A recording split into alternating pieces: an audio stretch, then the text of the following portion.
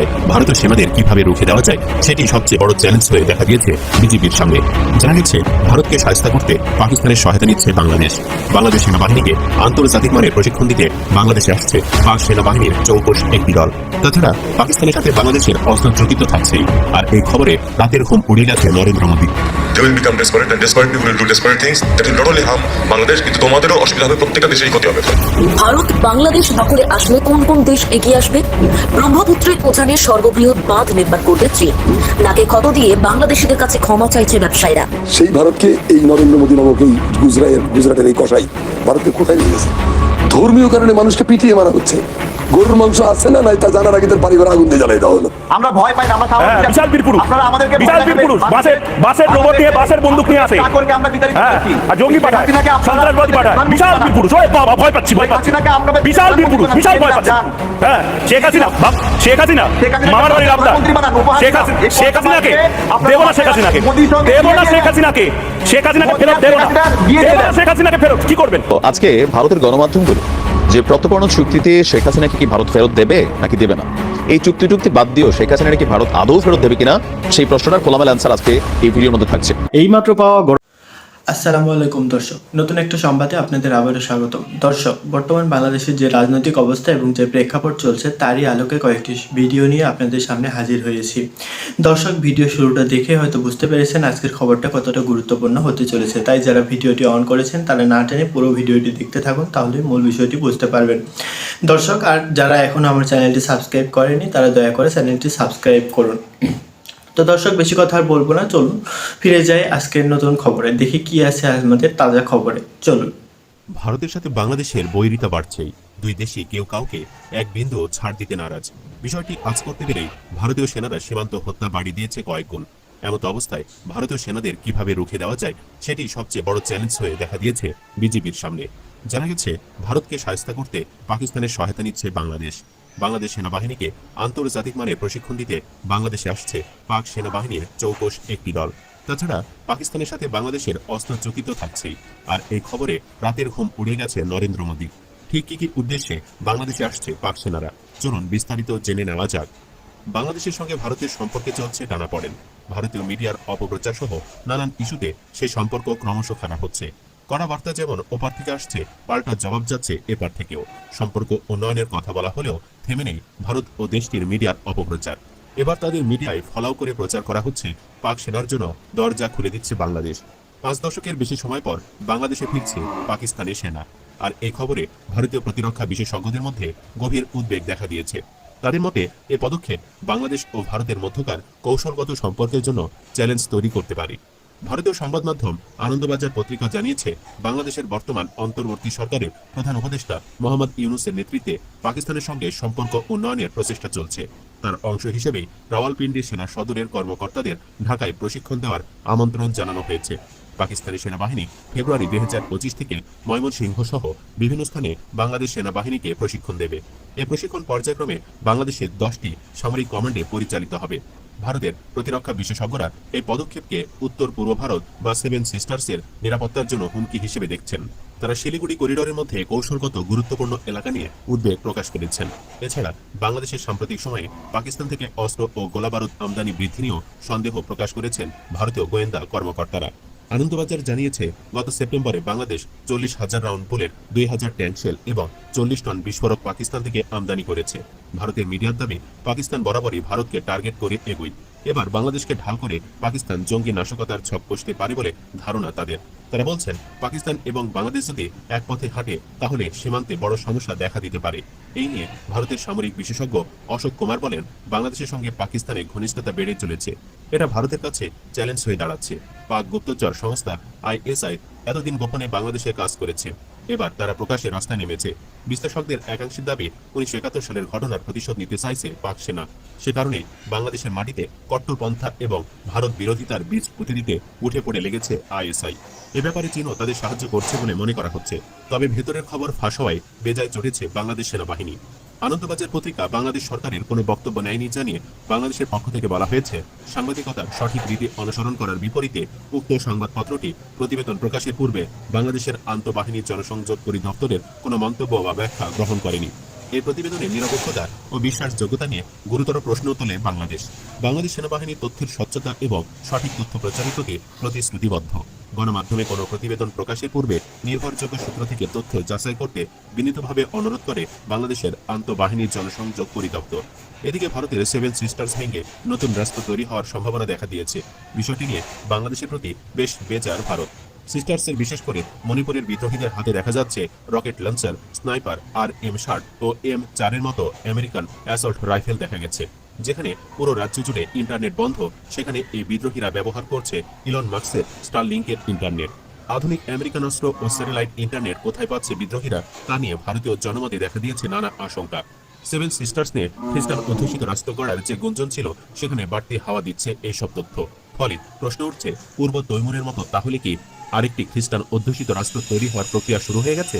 Myanmar মণিপুরকে ঘিরে অশান্ত হয়ে উঠছে এশিয়ার দক্ষিণ পূর্বাংশ। খণ্ড বিখণ্ড হওয়ার পথে মিয়ানমার।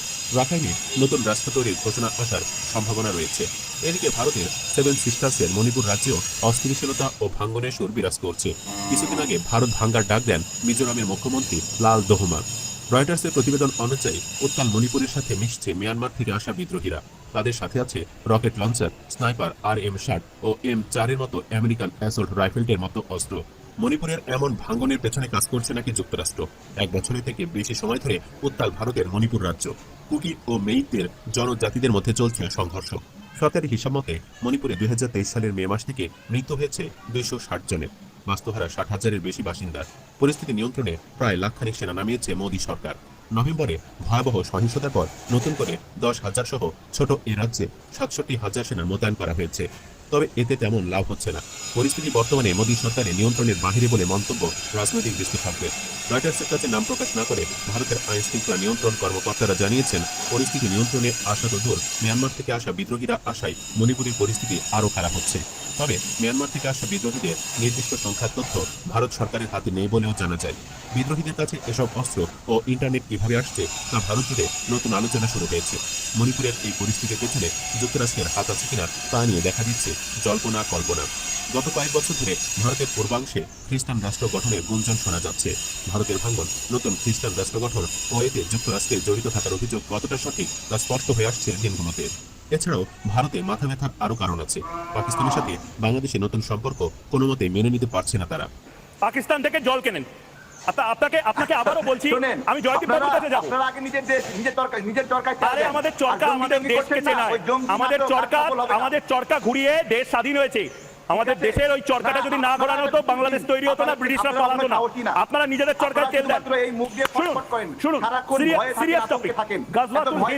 গাজওয়াতুল হিন্দ হ্যাঁ কিনা, গাজওয়াতুল হিন্দের যে এই দুঃস্বপ্ন, সেটা গাজওয়াতুল হিন্দ একটা ভবিষ্যৎবাণী। এই তো হতে আসো বাবা, আপনাদের পরিণাম ভোগ করতে হবে।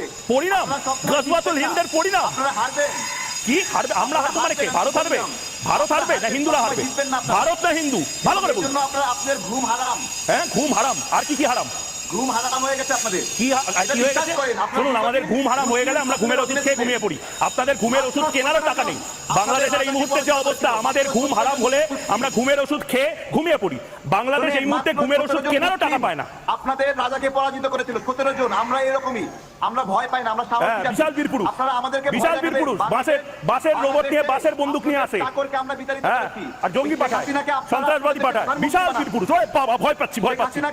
বিশাল বীর পুরুষ, বিশাল ভয় পাচ্ছি। হ্যাঁ, শেখ হাসিনা মামার বাড়ির আবদার।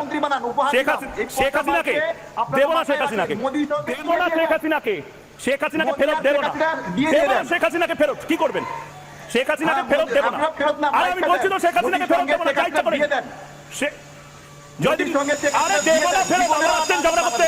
বলছি তো দেব না ফেরত, দেব না শেখ হাসিনাকে ফেরত। মোদির সঙ্গে শেখ হাসিনা। আরে আবার মোদির নাম শুনলে গোটা বাংলাদেশ থরথর করে কাঁপে। গোটা বাংলাদেশের টিআরপি, জিডিপি সব পড়ে যায় মোদিতে আসছেন। আগে বলুন শেখ হাসিনাকে দেব না। কি করব? জিডিপি আপনাদের আয় কত? মাথা পিছু আয় কত? আমাদের আয় কত? আমাদের দেশের শাহরুখ খান আর গায়ে অরিজিৎ সিং এই মুহূর্তে যে পরিমাণ টাকা কামায়, আর আমাদের বাংলার দেবের সিনেমায় যে আয় হয়, গোটা বাংলাদেশের এই মুহূর্তে সেই আয় হয় না বোধহয়। ছাড়ুন, আসামের কত 900, ছাড়ুন, খাদান দেখুন। বাংলাদেশ কত 2700, ত্রিপুরার কথা বিচয় কত 800। কি বলছেন? ওষুধ দিন, PCR 2700 ওষুধ দাও। আপনারা একটা কাজ করেন, ওই ভারতকে লাথি মেরে বাংলাদেশের সঙ্গে যুক্ত হয়ে যান। হার্টবিট বেড়ে যাবে, আবার মেডিকেল ভিসা নিয়ে ভারতেই আসতে হবে, আবার বাইপাসের দ্বারে কোনো হাসপাতালে ভর্তি হতে হবে, আপনারা যদি আবার আমাদের টাকাতেই এখানে চিকিৎসা করাতে হবে। টয়লেটে ব্যবহার করতে চান, আমার বাসায় টয়লেট আছে 3টা। কি 3টা? আপনাদের অফিসে একটা বেশি টয়লেট নাই, আপনি দেখেন এখন এই ভিডিওতে, আমার অফিসে এখানে 2টা আছে টয়লেট। টয়লেট? আপনার অফিসে একটা বেশি টয়লেট নাই। আপনারা ওই টয়লেটেই থাকুন, ওই টয়লেটেই ঘুমান। মাফ করুন আমাকে, আপনি ওই টয়লেটেই থাকুন। আপনাদের ডেভেলপমেন্টের ইন্ডেক্স হচ্ছে টয়লেট। আপনার দেশে মিছিল আপনি থাকুন ভালো করে, টয়লেটে একটা বালিশ নিয়ে নিন, একটা কোল বালিশ নিন। তারেক ভাই, একটা কোল বালিশ নিয়ে শুন, টয়লেটে শুয়ে থাকুন। ওই টয়লেটে শুয়ে হিজবুত তাহরির আর আনসারুল্লাহ বাংলা নিয়ে শব্দ দেখেন। কি বলবো বলেন, এমন মিছিল বিশ্বের কোথাও আছে? মাঠে ঘাটে হাঁটবো না, গুবার খাবো না, এটা কোনো কথা? আপনারা কি পর্যায়ে নিজেদেরকে নিয়ে গেছেন? বিজেপি সরকার যে ভারত ছিল অশোক আকবর গান্ধীর ভারত। অশোক আকবর গান্ধীর ভারত কি? সম্প্রীতির, অহিংসার, ভালোবাসার, সম্প্রীতির, সমঝোতার এবং সমন্বয়ের। সেই ভারত তার সাংবিধানিকভাবে সেই পথে আছে। সেই ভারতকে এই নরেন্দ্র মোদী নামক এই গুজরাটের এই কসাই ভারতকে কোথায় নিয়ে গেছে? ধর্মীয় কারণে মানুষকে পিটিয়ে মারা হচ্ছে। গরুর মাংস আছে না নাই তা জানার আগে তার বাড়ি ঘর আগুন দিয়ে জ্বালাই দেওয়া হলো। এইটা কোনো গণতান্ত্রিক দেশে চলে? এটা ফ্যাসিবাদ। এই ফ্যাসিবাদের ট্রেনিং আমাদের হাসিনা নিয়েছিল। তো এই ফ্যাসিবাদ শো করতে গিয়ে এই হিন্দু কার্ড খেলতে যে মুসলিম জনগোষ্ঠী খ্রিস্টানদের শত শত গির্জা আগুন দিয়ে জ্বালাই দিছে। মণিপুরের কুকিদেরকে সর্বনাশ করে দিছে একদম। শত শত কুকির খুন করছে ওরা। সারা ভারতের 2-1টা প্রদেশ বাদ দিয়া, কেরালা, কাশ্মীর বা ধরেন আপনার পশ্চিমবাংলা, এরকম 2-4টা জায়গা বাদ দিয়ে সব জায়গায় তো কসাইখানে পরিণত করার চেষ্টা করছে এরা। মুসলিম বিদ্বেষ, ঘৃণা, হিংসা যার অস্ত্র, সে কি কোনো মানুষ? তো সেই ভারতের এই অস্ত্র প্রয়োগের আধিক্য, মাদকাসক্তি তাকে কি করছে? তার পকেট থেকে নেপালের মতো ছোট দেশ বেরিয়ে গেছে। নেপাল বেরিয়ে যায় 2টা কাজ করছে। প্রথমত একটা কাজ হলো ভারতের 2টা জেলা দখল করে বলছে এটা আমাদের। ভারতের মানচিত্র বানাইছে কেপি ওলি, এক মানে ভারতের নেপালের মানচিত্র বানিয়েছে। 2 নম্বর, এক থাপ্পড় দিয়ে সবগুলো চ্যানেল বন্ধ করে দিয়েছে ইন্ডিয়ার। আমার কালচার ধ্বংস করে ফেলেছে। বদমাইশি, পরকিয়া, নষ্টামি, ভ্রষ্টামি ট্রেনিং দেওয়ার জন্য আমি এই চ্যানেল দেখবো নাকি? আমার কালচার শেষ হয়ে যাচ্ছে। তাহলে নেপাল চলে গেছে তার হাত থেকে, আবার কেপি ওলি ক্ষমতায় আসছে। আফগানিস্তান আর সম্ভব না। হয়ে না এসে আমাদের হুজুররা, তালেবান হুজুররা এসে পড়ছে, এরা খুব স্ট্রেট ফরওয়ার্ড লোক, 2 নম্বরের মধ্যে নাই। পাকিস্তানের সাথে তার জাতশত্রু, এরা এক থাপ্পড় মারলে ওরা এক থাপ্পড় মারে, এর কাছে অ্যাটম বোম, ওর কাছে অ্যাটম বোম, ডেকে নেবো, ও গায়ে হাই দিই, কিন্তু গন্ডগোল লাগে না, কারণ 2 জনের কাছেই বোমা আছে। এও ডরায়, ও ডরায়, সম্পর্কটা সাপে নেউলে। আসেন শ্রীলঙ্কায়, শ্রীলঙ্কা চলে গেছে ভারতের হাতের থেকে। শ্রীলঙ্কার একটা বৃহত্তর বন্দর হাম্বান টোটা, সেটা এখন চীন কিনে নিছে 99 বছরের জন্য। চীনের দেশানায়কে হলো চীনের অনুসারী একটা লোক ক্ষমতায় বসে গেছে। শেষ। মালদ্বীপ তো মুজ্জু তো বিপ্লব করে ফেলেছে। তার ইলেকশনে কাটছিল কুইট ইন্ডিয়া, ইন্ডিয়া খেদাও, ইন্ডিয়া খেদাও, ইন্ডিয়া খেদায় ছাড়ছে বেটা। তাহলে মালদ্বীপও গেছে। মায়ানমারের সাথে তার সম্পর্ক হিমাঙ্কের কাছাকাছি, কারণ মায়ানমার নিয়ন্ত্রণ করে চীন। মায়ানমারের সাথে সম্পর্ক ভালো না। ছিল একটাই দাস, শেখ হাসিনার নেতৃত্বাধীন একটাই কৃতদাস ছিল, তার পায়ের জুতা চাটতো। সেটা হলো বাংলাদেশের এই গৌরবান্বিত মাতৃভূমিকে তারা মোদির জুতা চাটার কাজে লাগাই দিয়েছিল। এই হাসিনা চাটতো in the name of Bangladesh. সেই বাংলাদেশ বসে গেছে। তো ভারতের টার্গেট কি? কোন দিক সামলাবে ভারত? নিজের পাশার কাপড় সামলাতে বলেন, যে আরেকজনের বাড়িতে আরেকজনের পেছনে আঙুল ঢুকানোর আগে তুই তো নিজেকে ঠিক করে। এখন তোর সীমান্তের 4 দিকে, ওদিকে চীন, তাহলে চীন, নেপাল, আফগানিস্তান, পাকিস্তান, শ্রীলঙ্কা, মালদ্বীপ, মায়ানমার এবং বাংলাদেশ, পুরা ইন্ডিয়াকে ঘিরে ফেলছে তার, মানে তার এই ঔদ্ধত্য এবং দাদাগিরির কারণে সবাই তার বিরুদ্ধে। এভরিবডি হেট ইন্ডিয়ান পলিসি। তো এর ইন্ডিয়ান টার্গেট কি হবে? ইন্ডিয়ান টার্গেট হবে আপনার পিছন দিয়ে আঙুল ঢুকাবে, আমার পিছন দিয়ে আঙুল ঢুকাবে, ওর পিছন দিয়ে আঙুল ঢুকাবে। এই আঙুলগুলো কেটে দেওয়া শিখতে হবে আমাদের। দোকানের সঙ্গে সঙ্গে গ্যাচাং আঙুল দিয়ে, আর বাপরে আমার এগুলো আঙুল দিয়ে দূর। এই কৌশলে বাংলাদেশকে যেতে হবে। টার্গেট ওর কি আছে না সেটা আমার কি যায় আছে? আমার বাংলাদেশ, আমার দেশ, আমার মাতৃভূমি, তুমি আমার প্রতিবেশী ভাই। আমরা চাই পিসফুল কোএক্সিস্টেন্স। তুমি তোমার বাড়িতে ভালো থাকো, আমাকে আমার বাড়িতে ভালো থাকতে দাও। তোমার আমরা মাথা খাবে না, তুমি আমার বাড়ি নিয়ে মাথা খাবে। আমার বউয়ের সাথে আমার কি রিলেশন হবে, আমার মায়ের সাথে আমি কীভাবে বিহেভ করবো, আমার সংসারে আমি কীভাবে পরিবেশ, তোরে মাতবরি করতে হয়েছি কেনা? তুই কে রে ভাই? তুই তো দুর্বৃত্ত, দস্যু, ডাকাত, নরঘাতক, মানুষ হত্যাকারী, হিংসা, হিংস্রতা, নৃশংসতা যাদের আদর্শ এই বিজেপি সরকার, তাদেরকে টার্গেট কি থাকলো না থাকলে আমার তো জানা আছে। আমি গেল পরশু দিন এই নিউজটা করছিলাম, তখন আমি বলছিলাম যে ভাই দেখেন কিছু তো বাতাসটা বুঝি। এই মুহূর্তে বাংলাদেশ সরকারের সাথে ভারতের যে সম্পর্কটা আপনি দেখছেন, এটা হচ্ছে যতটুকু সম্পর্ক না রাখলেই না ততটুকুই কূটনৈতিকভাবে সম্পর্ক ভেঙে গেছে। আমাদের উপদেষ্টাদের বিভিন্ন বক্তব্য, ভারতের বিভিন্ন মন্ত্রী এমপিদের বক্তব্য, ভারতীয় মিডিয়ার গুজব, বাংলাদেশের মধ্যে যা ঘটছে সবকিছু মিলিয়ে গত 53 বছরের ইতিহাসে ভারত বাংলাদেশের সম্পর্কের এত অবনতি আর কখনো ঘটে নাই। আর যেহেতু এইরকম একটা অবনতিপূর্ণ সম্পর্ক, এর মাঝখানে শেখ হাসিনা তিনি ভারতে আছেন, আবার তাকে ফেরত নেওয়ার জন্য প্রত্যর্পণ চুক্তিতে যেই মানে চিঠিটা পাঠানো হয়েছে, ওই চিঠিটাকে আসলে ভারত কতটুকু গুরুত্ব দিচ্ছে। তো যাই হোক, যে চিঠিটা গিয়েছে সেটা সম্পর্কে ভারতের একটা রিয়েকশন ছিল প্রথমে পররাষ্ট্র মন্ত্রণালয় থেকে। তো আজকে ভারতের গণমাধ্যমগুলো যে প্রত্যর্পণ চুক্তিতে শেখ হাসিনাকে কি ভারত ফেরত দেবে নাকি দেবে না, এই চুক্তি বাদ দিয়েও শেখ হাসিনাকে কি ভারত আদৌ ফেরত দেবে কিনা, সেই প্রশ্নটার খোলামেলা অ্যান্সার আজকে এই ভিডিওর মধ্যে থাকছে। আপনার ভারতের প্রভাবশালী সংবাদ মাধ্যম দ্য ইকোনমিক টাইমস তারা একটা প্রতিবেদন প্রকাশ করেছে। প্রতিবেদন থেকে জানা গেছে বাংলাদেশের অন্তর্বর্তী সরকারের পক্ষ থেকে শেখ হাসিনাকে ফিরিয়ে আনতে যে প্রত্যর্পণ চুক্তি আপনার ভারতের কাছে অনুরোধটি পাঠানো হয়েছে, সেই অনুরোধটি বিভিন্ন চ্যালেঞ্জের মুখে পড়েছে ভারতে। এর মধ্যে ঢাকা দিল্লির মধ্যকার দ্বিপক্ষীয় প্রত্যর্পণ চুক্তির উল্লেখিত শর্তগুলোরও সীমাবদ্ধতা রয়েছে। বিশ্বস্ত সূত্রে বরাত দিয়ে দ্য ইকোনমিক টাইমস বলছে, ভারত তার ঘনিষ্ঠ মিত্রদের কাউকেই ত্যাগ করবে না, কারণ দিল্লি নিজেদের ভূ রাজনৈতিক স্বার্থ বিবেচনায় রাখে। এর মাঝখানে উপদেষ্টা মাহফুজের সেই স্ট্যাটাস তো একটা বড় ধরনের ভূমিকা রাখছেই কোথাও না কোথাও। এর পাশাপাশি আমাদের উপদেষ্টারা বিভিন্ন সময় যে বক্তব্য দিচ্ছেন, শেখ হাসিনাকে দেশে এনে ফাঁসিতে ঝুলানো হবে, এগুলো তো ভারত দেখছে, তাই না? এমনকি ভারত বিশ্বাস করে যে এই মুহূর্তে শেখ হাসিনা আসলে তার ফাঁসি কার্যকর হবে, এটা বাংলাদেশেরও অধিকাংশ জনগণ এই মুহূর্তে এটাতে বিশ্বাস করে। তো বলা হচ্ছে যে শেখ হাসিনা এমন একজন সরকার প্রধান ছিলেন যিনি ভারতের জাতীয় স্বার্থ প্রাধান্য দিয়েছিলেন, চরমপন্থীদের দমন করেছেন এবং উপ আঞ্চলিক সহযোগিতা বাড়িয়েছেন। এখন তাকে ফিরিয়ে দিলে ভারতের যে প্রতিবেশীরা আছে, প্রতিবেশী মিত্ররা আছে, তাদের জন্য একটা ভুল বার্তা যাবে। অন্যদিকে ঢাকা দিল্লির এই চুক্তির শর্ত অনুযায়ী রাজনৈতিক প্রকৃতির যে কোনো অনুরোধ কার্যকর করা যায় না। তারা এখানে উদাহরণ হিসেবে ধর্মীয় গুরু দালাই লামার উদাহরণটা টেনে বলছে যে ভারত দীর্ঘদিন ধরে প্রতিবেশী দেশের অতিথিদের স্বাগত জানানো এবং আশ্রয় দেওয়ার ঐতিহ্য ধরে রেখেছে। চীনের রক্তচক্ষু উপেক্ষা করে এই দালাই লামাকে কিন্তু ভারত দীর্ঘদিন আশ্রয় দিয়েছে, এখনো আছে। তো ধারণা করা হচ্ছে শেখ হাসিনার ক্ষেত্রেও ভারত এই ধরনের অনুরোধকে পরীক্ষা নিরীক্ষা করবে এবং এতে লম্বা চূড়া একটা সময় লাগবে। একাধিক সূত্রে বরাত দিয়ে ভারতের প্রভাবশালী সংবাদ মাধ্যমটি বলছে, এখন যদি ভারত শেখ হাসিনাকে বাংলাদেশে ফেরত পাঠায় তবে মিথ্যা মামলার আওতায় তাকে বিচারের কাঠগড়ায় দাঁড়াতে হবে। তারা স্পষ্ট বলে দিচ্ছে শেখ হাসিনার মামলাগুলো মিথ্যা মামলা, ভারত আগে বলে দিচ্ছে। দেখেন, আচ্ছা, এগুলো তাদের দেশের গণমাধ্যমের বক্তব্য যে এটি শেখ হাসিনার জন্য অনিশ্চিত এবং ঝুঁকিপূর্ণ পরিস্থিতি তৈরি করতে পারে। ঢাকা দিল্লির বর্তমান সম্পর্ক এবং শেখ হাসিনার ভূমিকাকে সামনে রেখে এই ইস্যুটি জটিল এবং সময় সাপেক্ষ বলে বিবেচিত হচ্ছে, জানিয়েছেন রাজনৈতিক বিশ্লেষকরা।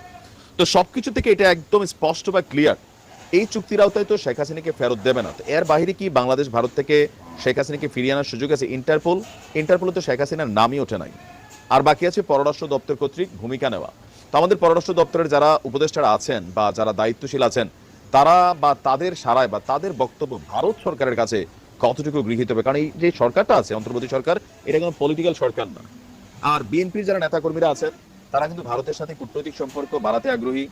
জামাতও চেষ্টা করছে, ভারত জামাতের সাথে হাত মেলে নাই, কিন্তু বিএনপির বেলায় পজিটিভ একটা অবস্থান কিন্তু ভারতের আছে। আর বিএনপি ক্ষমতায় আসলে শেখ হাসিনাকে ফাঁসি দেওয়ার দুঃসাহস করবে না। এটাকে দুঃসাহসী বলতে হবে যারা এই ঘটনা ঘটাবে, তাই না? তো সেই ক্ষেত্রে ভারত আমার মনে হয় না যে আগামী 2, 4, 5, 10 বছর শেখ হাসিনাকে ফেরত দেবে। তবে সরকার বলছে যে কোনো মূল্যে শেখ হাসিনাকে তারা ফিরিয়ে আনবে। তো আদৌ কতটুকু পারবে বা পারবে না সেটা সময়ে বলে দিবে। তবে যে আলোচনাগুলো ছিল, এটা ক্লিয়ার মেসেজ ভারতের পক্ষ থেকে, যে গণমাধ্যমটি এই প্রতিবেদন করেছে যে তারা শেখ হাসিনাকে ফেরত দিবে। ভালো থাকুন। তো দর্শক, কেমন লাগলো আজকের খবরটি? ভিডিওটিতে একটা লাইক দিয়ে কমেন্টে অবশ্যই জানাবেন। আর দেখা হবে নতুন একটা সংবাদে। তো সে পর্যন্ত ভালো থাকবেন, সুস্থ থাকবেন সবাই। আজকের মতো এই পর্যন্তই। আল্লাহ।